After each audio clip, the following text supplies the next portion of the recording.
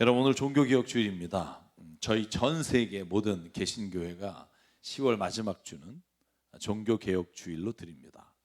이렇게 드리는 이유는 우리 개신교회가 종교개혁의 정신으로 다시 시작했는데 이 마음과 이 정신을 잊어버리지 말아야 교회가 다시 개혁의 대상이 되지 않을 수 있다는 믿음 때문입니다.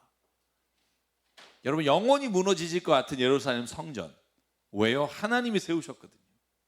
하나님이 내가 그 안에 거하겠다, 거기서 기도하는 자, 그곳을 바라보며 기도하는 자의 기도를 내가 들어주겠다, 이곳은 내가 너와 함께하는 임재의 상징이다, 여러분 말씀했던 예루살렘 성전을 하나님이 무너뜨리셨어요. 왜?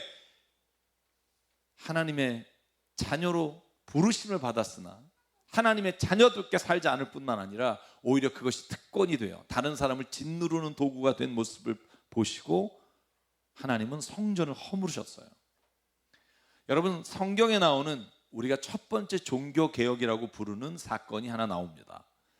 열왕기하 23장, 역대하 34장, 동일한 사건이 나오는데요, 요시야라고 하는 왕이 성전을 수리하기 시작해요. 말하자면 오늘날로 하면 교회를 리모델링 하는 거예요.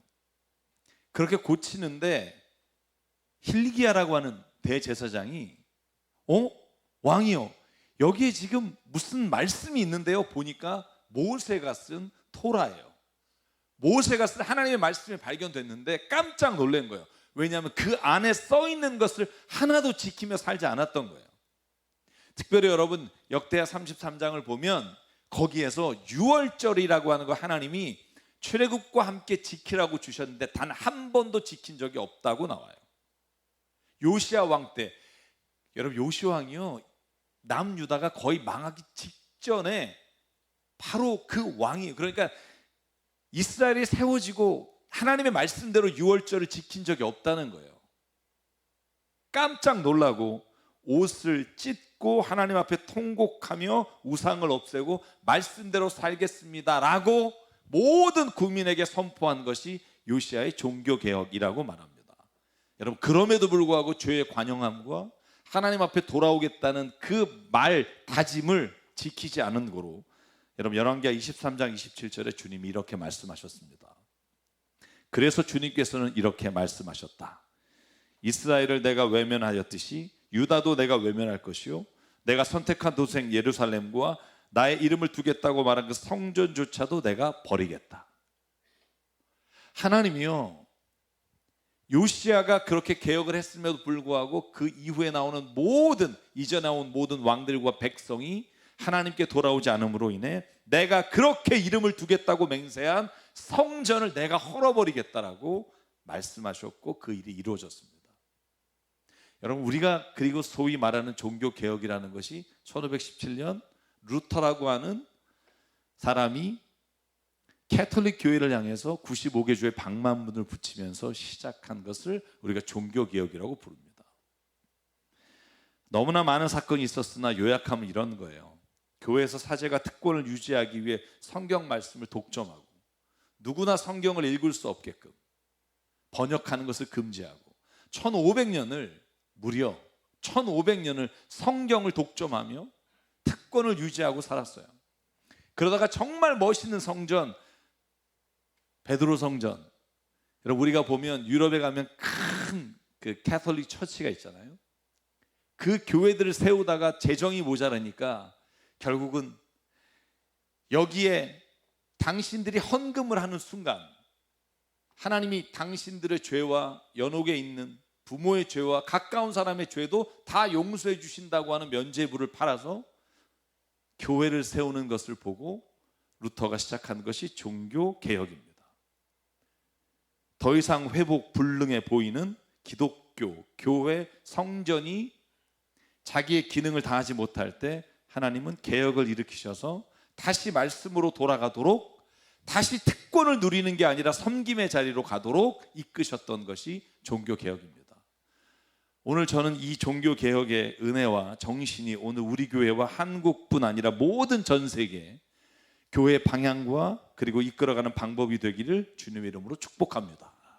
하나님의 말씀이 다시 살아나지 않으면 망하게 되는 게 저는 하나님이 세우신 공동체라는 걸 잊지 말아야 합니다. 여러분, 제가 그러면 왜 오늘 이 질문을 드리면서 누가복음 15장을 읽었냐 하면, 바로 누가복음 15장이 개혁 정신을 우리에게 보여주는, 개혁하지 못하는 사람들에 대해서 하나님이 말씀하시는 장면이기 때문입니다. 여러분, 우리가 잘 아는 이야기예요. 탕자의 비유가. 근데 많은 사람들이 여기에 동의하지 않는 분이 많아요. 요즘은 이건 탕자의 비유가 아니다, 이건 하나님의 사랑의 비유다. 이건 탕자에게 초점이 있는 게 아니라 하나님이 어떤 분인지, 어떻게 사랑하는지를 보여주는 거다, 이렇게 말하는 학자가 훨씬 많아졌습니다. 이유는 이런 겁니다. 이 본문을 보면, 이 본문에 나오는 맥락 안에서 이 이야기, 이 비유를 읽어보면 그 뜻이 명확하기 때문에 그래요. 여러분, 오늘 저희가 읽은 누가복음 15장 1절과 2절이 어떻게 시작하는 줄 아십니까? 그냥 예수께서 잃어버린 사람을 데려와라 라고 시작한 게 아니에요. 예수께서 세리들과 죄인들과 함께 계셨는데, 왜 함께 있었냐 면 그들이 예수의 말씀을 너무 듣고 싶은 거예요. 너무 듣고 싶어서 예수님께 가까이 나왔다라고 돼 있어요. 1절, 그들이 예수의 말씀을 들으려고 가까이 몰려왔어요. 근데 그걸 보고 있던 바리새파와 율법 학자들이 이렇게 말해요. 투덜거리며, 이 사람이 죄인들을 맞아들이고 그들과 함께 음식을 먹는구나 하며 비난합니다. 여러분, 이 돌아온 탕자의 비유가 이 맥락에서 읽으면 어떤 이야기인지 분명해져요. 사랑 여러분, 바리새파 사람과 율법 학자들이요, 그들이 죄를 졌다고 비난한 게 아니에요. 예수님과 가까이 있다고 비난해요. 이거 참 재밌지 않아요? 아니, 죄를 지면 비난한다고, 뭐 그것도 예수께서 하지 말라고 했지만 이해할 수 있을 것 같아요. 근데 그들이 예수님께 말씀 들으러 왔다는 게 투덜거리고 비난하는 이유가 됐어요. 왜? 이미 그들에게는 굳어버린 종교 생활이 자기가 하나님의 자녀가 됐다는 것과 자녀의 범주에 들어오지 않는 사람들을 이미 구분해서 그 자리에 들어오는 게 싫은 거예요. 여러분, 바리새파 사람이 어떤 사람이에요? 예루살렘 성전을 향해서 하루에 3번씩 기도하는 사람이에요. 안식일과 절기를 철저하게 지키고 11절을 온전하게 드리는 사람이에요. 율법학자들은요, 모세의 율법을 가르치는 자예요. 그러니까 말씀을 지키고 말씀대로 살려고 애쓰는 사람인데, 그들에게는 뭐가 없냐 하면 말씀에 정신이 없어요. 여러분요, 사랑하는 사람이나 아니면 자녀들하고 이 율법만 살아있으면 거기는요 지옥이에요. 엄마가 너 저녁에 숙제하라 그랬지? 했어 안 했어? 엄마 내가 오늘 아파도 했어 안 했어? 여러분, 이 법이 거기를 이렇게 지탱하는 조직은요, 가정은요 지옥이에요. 여러분, 종교가요 굳어지면, 의식이 굳어지면, 리추얼, 예식이 굳어지면 그 안에는 하나님의 사랑이라고 하는, 하나님의 은혜라는 게 사라지면 거기가 지옥이에요. 왜 예루살렘 성전을 허물었겠어요? 만약에 여러분 기억해 보세요. 성전을 고쳐서 쓸 수 있으면 허물지 않았을 거라고요. 만약에요, 예루살렘 성전에 그래 대제사장 너네 잘못했지, 레위 지파 너네들 정말 실수한 거야, 어떻게 성전 안에서 돈을 환치기를 하고 물건에 일을 남겨서 그렇게 떼돈을 벌 수가 있어, 잘못했지, 죄송합니다, 이렇게 변할 수 있었으면 허물 이유가 없어요. 근데 그게 안 되는 거예요. 왜? 이미 그것이 신앙의 대상이 돼버렸기 때문이에요. 누가 더 헌금 많이 하냐, 누가 더 11조를 정확히 지키느냐가 신앙의 대상이 돼버린 거예요. 하나님을 얼마나 더 사랑하느냐, 얼마나 하나님이 주신 그 은혜를 누리느냐, 얼마나 그 사랑이 내가 받을 것만 아니라 내가 누군가에게 나눠주는 이유가 되느냐. 여러분, 그 정신은 없어지고 여러분 율법만 남아있는 곳을 저는 지옥이라고 말해요. 제가 여러분에게 한번 말씀드렸죠. 천국에 가면 죄인들만 우글우글하고 지옥에 가면 의인들만 우글우글한데, 의인들만 우글우글한 데가 살기가 싫어요. 왜? 지가 의롭다고 여기는 사람 옆엔 별로 있고 싶지가 않아요. 여러분, 내가 정말 잘못했다고 죄인이라고 고백하는 사람이 있는 곳에는요, 서로가 서로를 용납할 수 있는 마음이 있다는 거예요. 여러분, 그런데 보십시오. 종교적인 열심이 있는 사람들이 세리와 죄인들을 비난하고 있을 때 예수님께서는요 이렇게 대답하십니다. 3절. 그래서 예수께서 그들에게 비유로 가르쳐 말씀하시기를 너희들이 양을 100마리 갖고 있는데 99마리를 두고 잃어버린 한 마리를 구출하기 위해 찾아다니지 않겠니? 찾으면 얼마나 기쁘겠니? 어깨에 메고 집으로 돌아와서 벗과 이웃 사람을 불러 모아서 나와 함께 기뻐해 주십시오. 내가 양을 찾았습니다라고 말하지 않겠니? 내가 너에게 말한다. 하늘에서는 회개할 필요가 없는 의인 99마리보다 회개하는 죄인 한 사람을 두고 더 기뻐할 것이다. 여러분, 바리새파와 율법학자에게 한 말이에요. 너네들 이거 안 기쁘니? 그죠? 아니, 세리들과 죄인들이 내게 말씀을 들어오는 게 기뻐야 되지 않니? 잃어버린 하나님의 아들인데, 자녀인데. 여러분, 예수님은요 마태복음 9장에도 자기를 찾아오는 사람에게 늘 이렇게 말했어요. 건강한 사람에게 의사가 필요하지 않듯이 병든 사람에게는 의사가 필요하다. 내가 바라는 것은 자비지 희생 제물이 아니다. 나는 의를 부르러 온 것이 아니라 죄인을 부르러 왔다. 예수님이 이렇게 명확히 말씀하셨다고요. 여러분, 그런데도 바리새파와 율법학자들은 그 말을 이해하지 못하는 게 아니라 받아들이질 않아요. 사랑 여러분, 그래서 예수께서 하신 비유가 오늘 탕자의 비유예요. 여러분, 그러니까 이 말씀이 나온 맥락에서 이 본문을 읽어보면 전혀 다른 의미를 우리에게 준다는 거죠. 모르시는 분도 혹 있을지 몰라서 뭐 다 아시겠지만 제가 탕자의 비유를 간단하게만 말씀을 드릴게요. 두 아들이 있었습니다. 이 두 아들이 잘 살고 있다가 둘째 아들이요 아버지에게 이렇게 말해요. 재산에 내가 필요한 몫을 주십시오. 유산을 주십시오. 내가 돌아올 몫을 미리 주십시오. 여러분, 이거 불효자입니다. 유대인의 법에는요 부모가 살아있을 때 재산을 달라고 할 수가 없어요. 왜냐하면 유산이라는 게 돈이 아니라 대부분이 땅이었기 때문에, 대부분이 물건이었기 때문에 이 아버지가 있을 때 아버지의 물건을 팔아서 그 자식이 취하는 거예요. 이건 수치스러운 일이에요. 그런데요 아버지는요 그 무리한 요구를 하는 둘째에게 재산을 나눠서 유산을 미리 줘버려요. 여러분, 그랬는데 11절부터 보면 13절 14절에 이렇게 되어 있습니다. 그 아들이 제 것을 챙겨서 먼 지방에 가서 방탕하며 살며 재산을 낭비했다. 그런데 모든 것을 탕진했을 때 그 지역에 흉년이 들어 아주 궁핍하게 됐다는 거예요.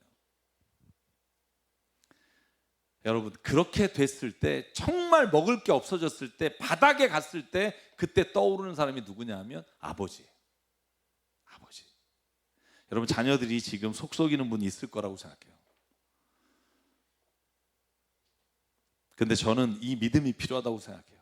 하나님은요 지금 집을 나가서 아버지의 재산을 탕진하는 아들조차도 기다리고 계시고, 그가 기다리시는 동안 그 자식이 바닥의 인생을 살아야 돌아온다는 것도 아시고 끝까지 기다리셨다는 거예요. 여러분, 돼지와 함께 지내다가 돼지가 먹는 주엽 열매를 먹으려고 하는데 그것도 못 먹게 해요. 여러분, 제가 그 생각해요. 주엽 열매라도 먹었으면 안 와요. 성경에 뭐라고 되어 있어요? 16절. 그는 돼지가 먹는 주엽 열매라도 먹고 배를 채우고 싶었으나 그에게 먹을 것을 주는 사람이 없었어요. 그러니까 뭐가 떠올라요? 이렇게 굶어 죽느니 아버지가 계신 그곳에 가서 내가 이제 아들이 아니라 19절 품꾼의 하나로 삼아달라고 아버지께 돌아가기로 작정하고 돌아갑니다. 성도 여러분, 첫째 아들은 아버지의 품이 안전하다는 걸 미리 안 아들이에요. 아버지 안에 있는 게 나가서 내가 유산 가지고 쓰는 것보다 훨씬 더 안전하다는 걸 미리 깨달은 자식이에요. 근데 둘째는요, 자기 뜻대로 한번 살아보고 싶고 아버지의 품 안에 있는 것이 자기가 혼자 사는 것보다 못하다고 여겼던 자식이에요. 그런데 그 자식이 돌아왔어요. 자, 아들을 어떻게 아버지가 맞이하냐면 20절에 보면 아버지가 달려나가서 그 목을 껴안아요. 여러분, 이 장면 어디서 비슷하죠? 창세기 32장 33장에 야곱과 에서가 목을 껴안고 통곡하며 울잖아요. 유대인들은요, 뭔가 사이가 나빴던 혹은 원수됐던 자와 화해할 때 이 목을 껴안고 서로가 흐느끼고 우는 장면이 나옵니다. 여러분, 그때 아들이 이렇게 말해요. 아버지, 나는 아버지 앞에 죄를 졌고 아들이라 불릴 자격이 없습니다. 그런데 아버지는요, 오늘 그의 가장 좋은 옷을 꺼내 입히고 그리고 손에 반지를 끼우고 발에 신을 신겨요. 뿐만 아니라 살찐 송아지를 잡아서 잔치를 베풀어요. 왜? 24절. 나의 이 아들은 죽었다 살아났고 내가 잃었다가 되찾았자 그래서 그들은 잔치를 벌였다. 아멘. 만약에 여기서 이야기가 끝났다면 이 이야기의 타이틀은 돌아온 탕자가 맞아요. 너무나 기쁘게 잔치를 벌이고 끝났으면 하나님은 타락한 자, 하나님을 모르던 자가 돌아오면 이렇게 기뻐하신다, 이렇게 이 이야기를 말할 수 있어요. 그런데 성경의 말씀은 여기서 끝나지 않아요. 이 다음에 추가되는 부분이 오늘 제가 드리려고 하는 종교개혁주일에 하나님이 우리를 자신을 보게 하시는 말씀이에요. 어떤 이야기예요? 첫째 아들이 일하다 들어와 보니까 막 집에 난리가 났어요. 꽹과리를 치고 막 송아지를 잡고, 그러니까 종에게 물어봐요. 아니 웬일이냐, 우리 집이 이런 일이 없었는데. 그랬더니 종이 이렇게 말합니다. 글쎄 말입니다, 집을 나갔던 그 둘째 아들이 돌아와서 아버지가 기뻐서 송아지를 잡고 잔치를 벌입니다. 여러분, 그랬더니 28절 큰아들의 반응이 뭐냐면 화가 나요. 분노가 치밀어요. 여러분, 뭐하고 비슷해요? 바리새인들과 율법학자가 세리와 죄인들과 예수가 어울려 밥을 먹고 말씀을 가르치니까 기분이 나쁘고 화가 나잖아요. 오늘 이 비유의 말씀은요, 그 첫째 아들, 다시 말하면 율법학자와 바리새파 사람들에게 들으라고 주시는 말씀이에요. 아버지의 집에 들어가려고도 안 해요. 그때 아버지가 나와요. 잘 보십시오. 똑같이 아버지가 아들을 맞아요. 집 나간 아이가 왔을 때도 아버지가 그를 맞으러 뛰어나가고, 첫째가 나는 그 꼴 보기 싫어서 안 들어간다라고 할 때도 아버지가 나와서 그를 맞아요. 28절 마지막에 볼까요? 큰 아들은 화가 나서 집으로 들어가려 하지 않았다. 아버지가 나와서 그를 달랬다. 그러나 그는 아버지께 대답했다. 나는 이렇게 여러 해를 두고 아버지를 섬기고 아버지의 명령을 어긴 적도 없고 친구들과 함께 즐기라고 염소 새끼 한 마리 주신 일이 없다. 제가 하나 질문할게요. 이 아들의 말이 맞을까요? 저는요, 자식한테 물어봤을 때 나는 진짜 아버지 엄마 말씀 하나도 어긴 적이 없어 말하는 자식은 정말 부모 속 많이 썩인 사람이에요. 이건 부모님이 말해야 돼요. 저 자식은 진짜 한 번도 속 썩인 적이 없다. 자기가 말해요. 저는 한 번도 명령을 어긴 적이 없고 나에게 친구들과 함께 즐기라고 염소 새끼 한 마리도 주지 않았는데 창녀와 어울려서 재산을 삼킨 아들에게 살찐 송아지가 웬 말입니까? 여러분, 그랬더니 아버지가 뭐라고 그래요? 31절. 얘야, 너는 늘 나와 함께 있었으니 내가 가진 게 네 것이 아니겠니? 그런데 너희 아는 죽었다가 살아나서 잃은 걸 되찾았으니 즐기며 기뻐하는 게 마땅하지 않니? 여러분, 제가 질문 하나 할게요. 첫째 아들이요, 잔치를 아버지가 못 벌리게 했을까요? 아니, 집안에 그렇게 가축이 많은데 자기가 짐승을 잡아서 잔치를 베풀 수 있음에도 불구하고 안 한 게 아버지 탓인가요? 여러분, 큰아들이 왜 화가 났을까요? 첫째는요, 방탕한 삶을 살고 돌아온 아들에게 아들의 지휘권을 준 게 기분 나쁜 거예요. 여러분, 우리가 신앙생활 하다 보면 이런 일을 경험할 때가 정말 많아요. 신앙생활을 먼저 했어요. 주님을 만났어요. 감격이 있어요. 그런데 그 사람이 주님을 만나려고 하는 사람을 막아요. 야, 일로 와봐. 아직 교회를 처음 나와서 모르나 본데 그러면 안 돼. 여러분, 이런 일을 진짜 많이 들어요. 그리고 많이 봐요. 여러분, 사람이요, 그냥 예수님 그냥 만나고 싶어 왔다가 이 조직이라는, 이 뭔가 해야 된다는 이거에 질려서 떠나는 사람이 얼마나 많은지 몰라요. 여러분이 그렇게 예수님 만나셨나요? 그렇게 하면 절대 안 돼. 이렇게 만나셨나요? 그냥 그 말씀과 그 사랑 앞에 그 십자가라고 하는 은혜, 내 죄를 내가 어떻게 할 수 없는 그때 하나님이 너의 죄를 대신해 죽었어. 넌 괜찮아. 하나님이 널 사랑하셔. 이 말이 감격이 돼요. 우리가 예수님 앞에 나오게 된 거 아닌가요? 산 여러분, 생각해 보십시오. 큰아들은 그가 말하는 것처럼 둘째만 잔치를 베풀어 주고 자기에게는 잔치를 베풀어 주지 않아서 화가 난 게 아니라 그 아들을 자기와 똑같은 위치와 지위에 놓은 게 기분이 나쁜 거예요. 산 여러분, 저는 먼저 된 혹은 주님을 먼저 만난 자의 감격은요, 우리가 나중에 주님을 만난 사람들에게 가르치라고 하나님이 우리를 먼저 부르시는 게 아니라 나중된 사람을 주의 마음으로 품고 사랑하고 섬기라고 우리를 불러주신 은혜를 기억하기를 주의 이름으로 축복합니다. 그게 먼저 부르심을 받은 자의 기쁨이에요. 다른 누군가가 살아온 생명을 보고 기뻐하는 거죠. 저희 교회에서 처음 여러분 오후에 지금 4시에 우리 복음을 전하는 교회 예배를 드리잖아요. 그 아이들이 지금은 그래도 그 지도자 혹은 거듭나고 또 이끌어가는 리더들 예배로 여기가 바뀌었고, 지금 신림동에서 그 문신한 아이들, 술 먹고 막 방황하는 아이들 예배는 신림동에서 드려요. 일주일에 4번을 나누어서 드려요. 근데 처음은 여기서 우리 다 드렸단 말이에요. 저도 무서웠어요, 여러분. 반바지 입고 반팔 입고 왔는데 온몸에 문신이 있고요. 술을 만땅 취해서 와가지고 저 밖에 소파에 드러누워 있는데 저도 걱정은 많이 했어요. 이 예배를 어떻게 같이 드릴 수 있을까? 아니나 다를까 몇 분이 오셔서 그랬어요. 목사님, 저렇게 어떻게 예배를 드리냐고. 그때 제가 부탁한 게 있어요. 쟤네들한테 술 끊고 오라면 오겠냐고, 문신 지우고 오라면 오겠냐고. 그냥 그 있는 그대로 우리가 받아주다 보면 그 스스로가 하나님의 은혜를 깨달았을 때 그들이 그 일을 멈추지 않겠냐고. 여러분, 지금 4년 됐거든요. 그때 왔던 아이들 중에 정말 많은 아이들이 지금 리더가 돼서 지금 애들을 돌보고 섬기고 있어요. 찬양 리더가 돼서 앞에서 찬양을 해요. 지난주에 제가 만나면서 그랬어요. 그 아이 이름을 부르면서, 야, 네가 여기서 찬양하는 거 보니까 내가 진짜 기절할 것 같다.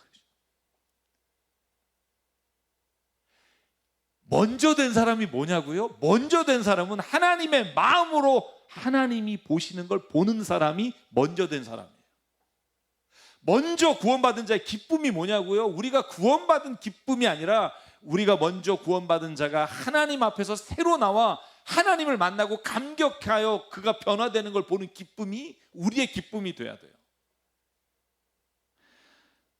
산 여러분, 오늘 예수께서 율법학자와 바리새 사람들에게 마태복음 23장에 보면 그들이 이러한 모습 때문에 그들을 화 있을진저라고 말씀하신 장면을 제가 2군데만 읽을게요. 왜 너희들이 변하지 않으면 너희들이 이렇게밖에 될 수 없는지를 예수께서 하신 말씀이에요. 율법학자들과 바리새파 사람들아, 위선자들아, 너에게 화가 있다. 너희는 사람들이 들어오지 못하도록 하늘나라의 문을 닫기 때문이다. 너희는 자기도 들어가지 않고 들어가려고 하는 사람도 들어가지 못하게 하고 있다. 이게 문제라는 거예요. 23절, 율법학자들과 바리새파 사람들아, 위선자들아, 너에게 화가 있다. 너희는 박하와 회향과 근채와 11조를 드리면서, 여러분 11조를 드리라는 목록에 이 목록은 들어가지도 않아요. 그런 것까지 다 드린다고 자랑하면서 정의와 자비와 신의와 같은 율법의 더 중요한 요소들은 버렸다. 쉽게 말하면 하나님의 말씀의 정신은 버리고 하나님의 말씀의 율법만 지키고 살고 있는 거예요. 그것들도 소홀히 하지 않았어야 했지만 이것들도 마땅히 행해야 했다. 여러분, 예수님의 비유와 메시지의 초점이 어디에 있습니까? 먼저 믿은 자가 개혁하지 않으면, 변화되지 않으면 그 교회는, 우리가 개혁했다고 하는 개신교회도 하나님이 버릴 수 있다는 말씀을 두려움으로 들어야 해요. 사랑하는 여러분, 누굴 위해 예배드립니까? 하나님을 위해서 예배드린다는 분이 있어요. 저는요, 그건 우리가 예배 궁극적 목적은 될 수 있으나 예배는 너무나 그 구원받은 은혜가, 그 감사가 커서 우리를 위해 드리는 예배예요. 여러분, 그걸 기억하셔야 돼요. 우리가 하나님 위해서 예배 드려주는 게 아니라 하나님의 말씀과 은혜가 아니면 살 수 없습니다라는 고백을 주님 앞에 드림으로 인해 우리가 하나님의 영적인 은혜를 체험하고 살아가도록 하나님이 우리를 예배 가운데 이끌어 주시는 거예요. 여러분, 그러므로 저는요, 영상 예배도 드릴 수 있다고 생각해요. 근데 그건 불가피한 경우. 선교사님들이 그런 얘기 많이 해요. 예전에 한번 선교사님들이 교육하러 가려면 비행기를 타고 가서 정말 돈이 많이 들여서 가서 교육을 했는데 이제는 여러분 아프리카까지 다 온라인이 돼요. 그래서 선교사 훈련을 여기서 해요. 굳이 안 가도 모든 지역마다. 여러분, 이런 건 하나님의 은혜고 특권이에요. 그러나 하나님이 우리에게 주신 예배는요, 우리가 함께 모여 우리가 가진 달란트와 은사로 하나님께 온전히 우리의 기쁨과 찬양과 은혜를 나누는 게 예배인 줄 믿습니다. 그게 없으면 여러분, 우리가 함께 모여서 드리는 공동체의 회복을, 그 은혜를 체험할 수 없어요. 여러분, 온라인으로 예배 드리면 굳이 내가 싫어하는 교인 안 만나도 돼요. 할렐루야. 눈에 가시 같은 사람 안 봐도 예배 드릴 수 있는 은혜가 있어요. 근데 그게 은혜가 아니라는 거예요. 왜? 내가 교회 안에서 그렇게 부딪히고 상처받고 힘들고 회복되는 과정이 내가 거듭난 자녀로서, 하나님의 자녀로서 모난 곳을 제하시고 하나님 안에서 자녀답게 되게 만들어 주시는 은혜가 그 안에 있기 때문이에요. 만약에 그 과정이 없다면 우리는요, 우리의 독선과 교만이 신앙이라고 착각하고 살아가게 될 거라고요. 저도 마찬가지예요. 저는요, 제가 만약에 목회 안 했으면 와, 진짜 정말 교만이 하늘을 찔렀을 거예요. 목회해 보니까 진짜 기도 아니면 살 수가 없어요.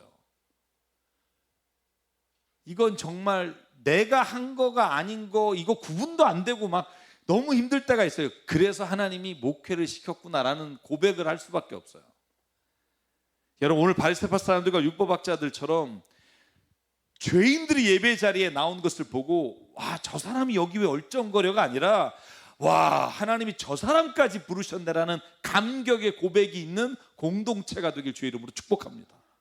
내 눈에 꼴 보기 싫은 사람이 아니라 하나님 눈에는 정말 마지막까지 구할 그 하나님의 자녀라는 것이 눈에 보일 때, 그때 하나님이 우리를 자녀 삼아 주신 것으로 인해 놀라운 역사를 이루어 가실 수 있다고 저는 믿습니다.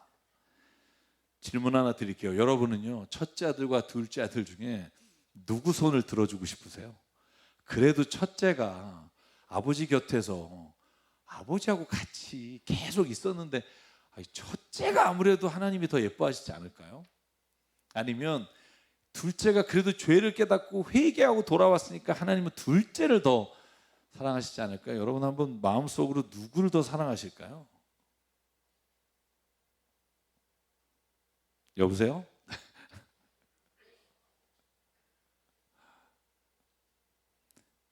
이 질문 한번 바꿔볼게요. 누가 구원받았을까요?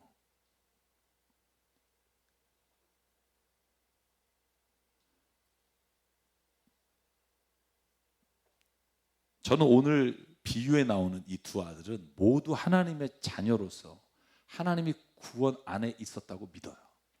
왜냐하면 오늘 마지막의 이야기가 큰아들에게 이렇게 말하면서 끝나요. 큰아들아, 죽었던 애가 돌아왔는데 우리가 기뻐해야 되지 않겠니? 라고 끝나요. 여러분, 천국에 가면 세 가지 때문에 놀란다고 하잖아요. 첫째, 왜 저 사람이 여기 와 있지? 둘째, 왜 그 사람이 없지? 셋째, 내가 어떻게 여기 있지? 이 세 가지가 가장 놀라는 장면이라잖아요. 근데 여러분, 저는요, 오늘 제가 설교 제목으로 단 것처럼 저런 사람이 어떻게 천국에? 라는 질문을 던지지 마시고요, 아니, 저 사람도 하나님이 천국에 데려가기를 원합니다 라는 질문으로 바뀌어야 되고, 그 대답으로 바뀌어야 돼 하나님이 우리를 통해 주님의 일을 이루어갈 수 있다고 저는 믿습니다. 결국 오늘의 탕자 비유를 통해 깨닫는 건요, 종교개혁은 누구를 위한 건가? 두 아들 모두를 위한 거예요. 왜냐하면 둘째 아들도 언젠가는 그가 아버지의 자녀로서 누군가를 용납하는 자리에 가야 될 또 하나의 아들이기 때문에 그래요. 그러므로 사는 여러분, 오늘 교회에서 높은 위치를 차지하고 결정할 권한이 있고 그 능력을 과시하고 싶은 사람들에게 오늘 하나님이 하시는 말씀이라는 걸 기억하십시오. 생명의 말씀이 더 이상 마음의 찔림이 되지 않고 말씀이 그저 하나의 문자로 죽어버린 사람에게 성령의 은혜로 다시 일어나야 한다는 걸 깨우쳐 주시는 하나님의 음성으로 듣기를 원합니다. 다른 사람을 비판하는 데 익숙해져서 교회 안에서 서로 싸우고 비방하는 것이 사람이 있는 건 다 그래 라고 말하는 우리에게 예수의 십자가의 용서와 구원을 다시 한번 기억하게 하시는 게 저는 종교개혁에 오늘 주시는 은혜라고 믿습니다. 사랑이라는 단어가 단지 주님으로부터 받은 게 아니라 내가 다시 십자가의 죽음으로 이루어야 될 단어로 우리에게 다가올 때 저는 그때 진짜 종교개혁의 은혜가, 거듭남의 은혜가 오늘 우리 모두에게 임하게 될 줄 믿습니다. 그러므로 제가 오늘 이렇게 말씀을 마치려고 합니다. 그러려면 어떻게 해야 할까요? 첫째와 둘째 아들 모두에게 필요한 게 있습니다. 그건 그들이 세상을 바라보고 사람을 바라보는 눈이 아니라 하나님이 바라보시는 눈으로 세상을 바라보고 사람을 바라볼 수 있는 시선을 갖게 되는 거예요. 그게 되지 않으면 우리가 교회를 얼마나 다녔는지는 아무것도 아니라는 거예요. 거듭남이 뭐예요? 여러분, 게네데 아노덴, 위로부터 난다는 말이 뭐예요? 내가 육신의 것으로 나서 육신으로 보던 걸 이제 영으로 보게 되는 걸 거듭남이라고 말해요. 쉽게 말하면 거듭남이란 우리의 시선과 관점이 아니라 하나님의 시선과 관점으로 바라보는 일이 매일 내 안에서 일어나는 거, 그게 거듭남이에요. 오늘 내가 저 사람을 봤을 때, 어떤 일을 봤을 때 재수없고 정말 저런 인간하고 내가 다시는 내가 상종을 하나 봐라 라고 내 시선으로 마침표를 찍었다가 하나님의 말씀을 읽고, 아니야, 내가 오늘 그 사람에게 주님의 사랑이 돼야지, 내가 오늘도 그의 구원을 위해 기도해야지 라고 다시 하나님의 눈으로 바라보게 되는 게 오늘 말씀하시는 구원의 거듭남의 은혜인 줄 믿습니다. 거듭남은 그런 거예요. 내가 그냥 구원받았다는 기쁨이 아니라 내 시선이 바뀌는 거예요. 여러분, 저도요, 일이 막 닥쳤을 때는 그래요. 아, 진짜 다시는 내가 저 사람하고, 근데 기도하다 보면 하나님이 저한테 기도 제목에 그 사람의 이름을 넣게 하세요. 빼버리고 싶은 마음이 많은데 하나님은 하나님의 마음으로 그 기도를 입술로 고백하게 하시는 분이 하나님이시고, 그 은혜를 체험하고 살아가는 자가 거듭난 자예요. 여러분, 그래서 이사야 55장 6절과 9절에 하나님이 이렇게 말해요. 너희는 만날 수 있을 때 주님을 찾아라. 너희는 가까이 계실 때 주님 불러라. 악한 자는 그 길을 버리고 불의한 자는 그 생각을 버리고 주님께 돌아와라. 그리고 이렇게 말합니다. 8절, 나의 생각은 너희의 생각과 다르며 너희의 길은 나의 길과 다르다. 9절, 하늘이 땅보다 높듯이 나의 길은 너희의 길보다 높으며 나의 생각은 너희의 생각보다 높다. 아멘. 사는 여러분, 저와 여러분이요, 교회에 나와서 오늘 종교개혁 주일에 하나님 안에서 받아야 될 은혜가 저는 이 은혜라고 믿어요. 내 시선이 아니라 하나님의 시선과 하나님의 마음으로 바라보는 사람. 여러분, 그 사람이 될 때 하나님이 우리 교회를 통해서 또 이 땅에 세우신 교회를 통해 하나님의 역사를 이루어 가실 줄 믿습니다. 그래서 오늘 이 찬양을 부르려고 해요. 이 찬양의 가사가 이렇게 되어 있습니다. 내게로부터 눈을 들어 주를 보기 시작할 때 주의 일을 보겠네. 내 작은 마음 돌이키사 하늘의 꿈 꾸게 하시네. 주님을 볼 때 모든 시선을 주님께 드리고 살아계신 하나님을 느낄 때 내 삶은 주의 역사가 되고 하나님이 일하기 시작하시네. 사랑 여러분, 오늘 이 찬양 부르실 때요, 힘들지만 오늘 종교개혁의 정신과 마음이 오늘 우리 모두에게 일어나길 바랍니다. 매일 개혁되고 매일 변화되고 하나님의 시선으로 보려고 우리의 마음을 말씀으로 바꾸게 되는 은혜, 그 은혜를 사모하면서 이 시간 함께 찬양하겠습니다. 내게로부터 눈을 들어 주를 보기 시작할 때 주의 일을 보겠네. 작은 마음 돌이키사 하늘에 꿈꾸게 하네. 주님을 볼 때 모든 시선을 주님께 드리고 살아계신 하나님을 느낄 때 내 삶은 주의 역사가 되고 하나님이 일하기 시작하네. 우리 일어나서 2절 가사 성령이 나를 변화시켜 주는 두려움 사라질 때 주의 일을 보겠네. 황폐한 땅 한가운데서 주님 마음 알게 되리. 아멘. 주님을 볼 때 모든 시선을 주님께 드리고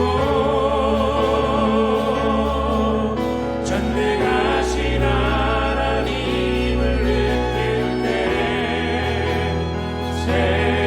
세상은 주의 나라가 되고 하나님이 일하기 시작. 모든 시선을 주님께 드리고 살아계신 하나님을 모든 시선을 주님께 드리고 살아계신 하나님을 느낄 때 내 삶은 주의 역사가 되고 하나님이 일하기 시작. 모든 시선을 주님께 드리고 모든 시선을 주님께 드린 전능하신 하나님을 느낄 때 전능하신 하나님을 느낄 때 세상은 주의 나라가 되고 하나님이 일하기 시작하네. 우리 함께 기도하실 때 하나님, 내 시선과 내 마음을 내 기준으로 두지 않기를 원합니다. 주님이 우리를 자녀 삼아 주시고 하나님 구원받은 기쁨과 감격을 주셨사오니 이제 내 마음과 시선을 주의 마음과 시선으로 옮기게 하여 주시사 하나님의 마음으로 다시 한번 이 땅에 있는 교회가 다시 주님의 마음으로 돌아와 말씀으로 돌아와 그 말씀의 정신을 따라 살아가는 귀한 나 자신과 교회가 되게 해달라고 이 시간 말씀을 기억하며 우리 결단하며 주님 앞에 함께 기도하겠습니다. 상해 하나님 감사합니다. 오늘도 주님 앞에 나와 예배하며 기도합니다. 아버지 하나님, 오늘도 내 마음 안에 들어오셔서 내 좁아졌던 마음 편견과 아버지 하나님 특권으로 살아갔던 내 마음을 주님 오늘도 낮은 자리 주님이 기뻐하시는 자리 하나님의 역사를 이루어가는 자리 아버지 하나님 줄 수 있게 도와주시옵소서. 주님 간절히 기도합니다.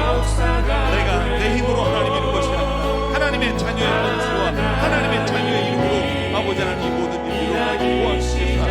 아버지 정말 이제는 내 힘이 아니라 하나님의 힘과 하나님의 능력으로 하나님의 용서와 사랑과 하나님의 그 모든 일을 하나님의 이루어지기를 원합니다. 아버지 하나님 첫째 아들과 같이 아버지 하나님 구원의 기쁨과 감격을 잃어버리고 아버지 하나님 주님이 주신 마음이 아니라 기쁨과 정죄를 수행하는 이 마음 아버지 영생을 주시옵소서.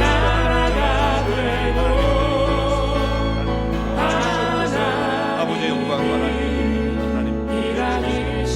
아버지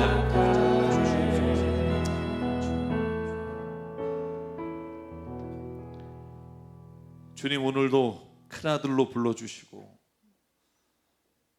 둘째 아들로 불러주시고 각자의 자리에서 부르심을 받은 우리가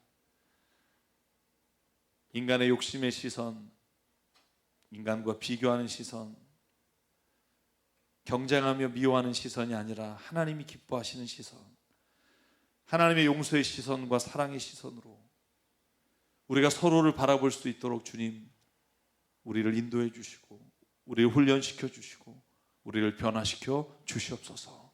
그래서 하나님, 이 종교개혁 주일에 우리가 예루살렘 성전처럼 버림받지 않게 하시고, 하나님 루터가 외쳤던 그 개혁의 정신을 잊어버리지 않고 낮은 곳에서 모두가 다 사제이며 모두가 다 평등하며 모두가 다 주님의 똑같은 자녀의 권세를 가지고 있음을 하나님 우리가 선포하며 삶으로 살아가는 은혜를 더하여 주시옵소서. 하나님 우리에게 주신 생명과 시간과 달란트와 모든 물질이 주님의 것으로 하라. 이 시간 주님께 드립니다. 하나님의 나라와 뜻을 위해 사용하여 주시옵소서. 이제는 우리 주 예수 그리스도의 은혜와 하나님 아버지의 무한하신 사랑과 성령님의 감동, 감화, 충만, 교통, 위로하심이